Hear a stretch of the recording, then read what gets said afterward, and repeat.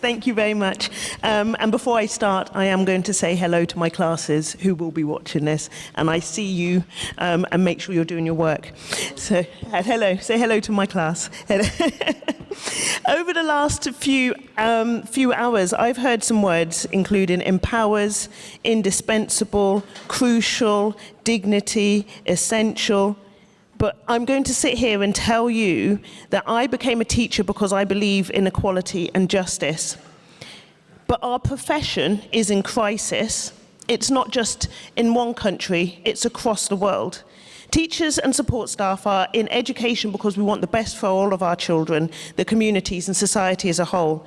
And even in education, teachers' voices aren't often heard. We are undervalued, unheard, and often excluded from the discourse. If you want to make the change, we must be in the room. I'm a teacher, and I have been for 15 years, and I'm a proud trade unionist. But without our voices and the experiences of actual teachers, the governments can make as many different ideas that they want to. But we have to be involved in that conversation. We will essentially continue to be in this tug of war between governments trying to bring in new initiatives, which for lots of us in the teaching profession have seen before, and we end up tugging backwards and forwards, and the only losers are the children. We are the ones who are expected to implement the policies, and yet our expertise is often ignored.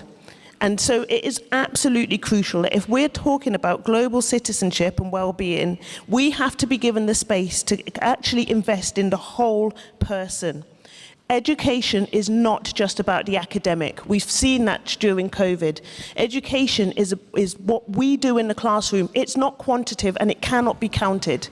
It is qualitative, and that's what the investment needs to be. So what I'm going to say is this.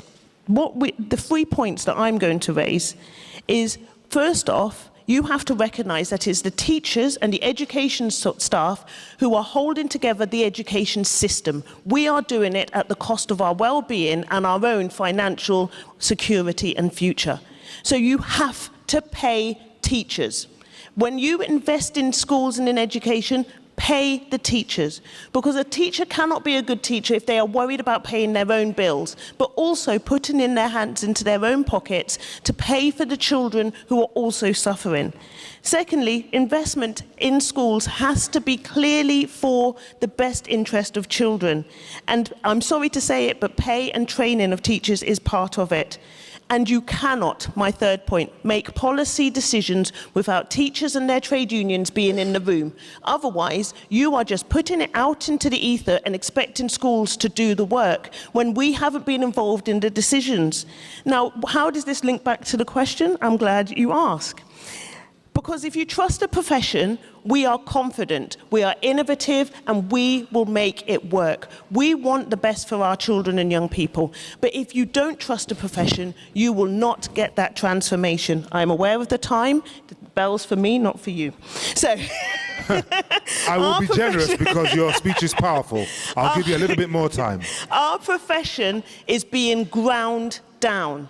We are losing the brightest and the best, and that is because we are not being trusted as professionals. You need to make sure that teaching is one of those professions that our children, who are the bright and the best, want to go into. So we need to make teaching a first choice of profession.